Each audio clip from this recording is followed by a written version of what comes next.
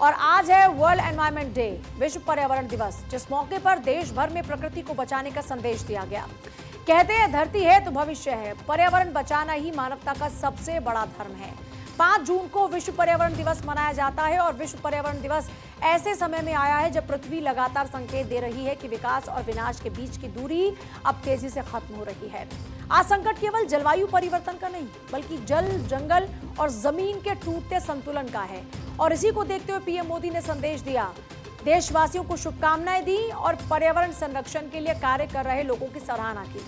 PM Modi ने कहा कि यह दिन पर्यावरण की रक्षा और सतत विकास के प्रति हमारी प्रतिबद्धता को फिर से मजबूत करने का मौका है।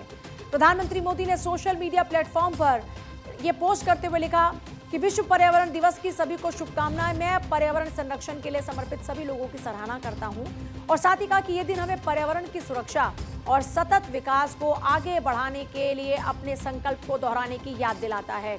पीएम मोदी ने पिछले 1 दशक में पर्यावरण संरक्षण के क्षेत्र में केंद्र सरकार द्वारा उठाए गए विभिन्न कदमों का उल्लेख करते हुए कहा कि इन प्रयासों के सकारात्मक परिणाम सामने आए हैं। पीएम मोदी ने बताया कि भारत की प्रमुख उपलब्धियों में हरित क्षेत्र यानी ग्रीन कवर का विस्तार और कई वन्यजीव प्रजातियों की आबादी में उल्लेखनीय वृद्धि शामिल है। पीएम मोदी से लेकर गृह मंत्री अमित शाह और बीजेपी राष्ट्रीय अध्यक्ष नितिन नवीन ने पौधारोपण किया और शाह ने विश्व पर्यावरण दिवस के मौके पर त्रिपुरा की लंकामुरा बॉर्डर आउटपोस्ट पर पौधारोपण भी किया। भारत बांग्लादेश सीमा पर लंकामुरा बॉर्डर आउटपोस्ट पर बीएसएफ जवानों को संबोधित करते हुए केंद्रीय गृह मंत्री अमित शाह ने कहा, मुझे खुशी है कि सीएपीएफ और बीएसएफ के सभी जवान पूरे समर्पण के साथ एक पेड़ को अपना भाई बहन या बच्चा मानकर उसकी देखभाल कर रहे हैं।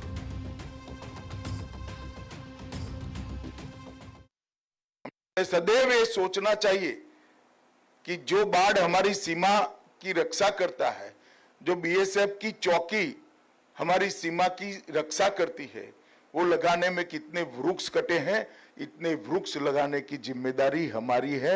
इससे कई ज्यादा वृक्ष लगाने की जिम्मेदारी हमारी है।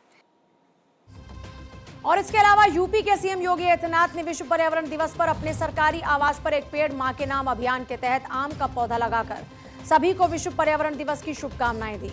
रक्षा मंत्री राजनाथ सिंह ने लखनऊ कैंट स्थित कस्तूरबा पार्क में एक पेड़ मां के नाम अभियान के तहत पौधारोपण कार्यक्रम में शामिल हुए।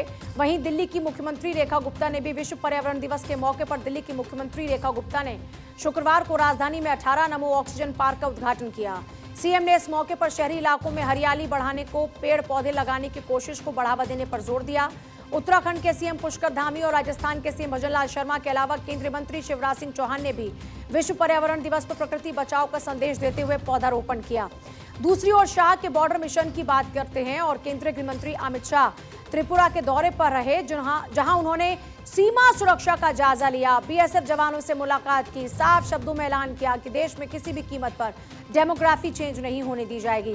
त्रिपुरा के सीमावर्ती इलाके से देश को बड़ा संदेश देते हुए केंद्रीय गृह मंत्री अमित शाह ने साफ कर दिया कि सीमा सुरक्षा के मामले में केंद्र सरकार किसी भी तरह की ढिलाई के मूड में नहीं है। और शाह ने साफ शब्दों में घुसपैठियों को भारत में घुसने से पहले सख्त चेतावनी दी। और शाह ने कहा कि केंद्र सरकार पश्चिम बंगाल, त्रिपुरा और बिहार में डेमोग्राफिक चेंजेस बिल्कुल बर्दाश्त नहीं करेगी। सरकार देश की अंतर्राष्ट्रीय सीमाओं की सुरक्षा में आने वाली कमियों को दूर करने के लिए पूरे प्रयास कर रही है। जनसांख्यिकी का परिवर्तन चाहे त्रिपुरा हो, चाहे पश्चिम बंगाल हो, चाहे बिहार हो, जनसांख्यिकी का परिवर्तन हम सीमा के छिद्रों के माध्यम से नहीं होने देंगे। ये हमारा अटल विश्वास है और अटल संकल्प भी है। डेमोग्राफिक चेंज यानी किसी क्षेत्र की आबादी के स्वरूप में बड़ा बदलाव। सरकार और सुरक्षा एजेंसीज की चिंता यह है कि अगर लंबे समय तक अवैध घुसपैठ जारी रहती है तो सीमावर्ती इलाकों की जनसंख्या संरचना बदल सकती है, यानी आबादी का अनुपात बदल सकता है, स्थानीय संसाधनों पर दबाव बढ़ सकता है, सामाजिक और राजनीतिक समीकरण प्रभावित हो सकते हैं, सुरक्षा चुनौतियां बढ़ सकती हैं। यही वजह है कि गृह मंत्री ने इस मुद्दे को सीधे राष्ट्रीय सुरक्षा से जोड़कर देखा। त्रिपुरा की लगभग पूरी सीमा बांग्लादेश से घिरी हुई है। ऐसे में यह इलाका लंबे समय से सीमा पार गतिविधियों के लिहाज से संवेदनशील माना जाता है।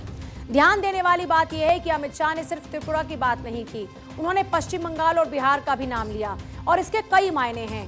पहला, बांग्लादेश सीमा से जुड़े राज्यों में अवैध घुसपैठ लंबे समय से राजनीतिक मुद्दा रही, और दूसरा, आने वाले चुनावी समीकरणों में यह मुद्दा फिर प्रमुखता से उभर सकता है, और तीसरा, केंद्र सरकार यह संदेश देना चाहती है कि सीमा सुरक्षा और जनसंख्या संतुलन उसके एजेंडे के केंद्र में है।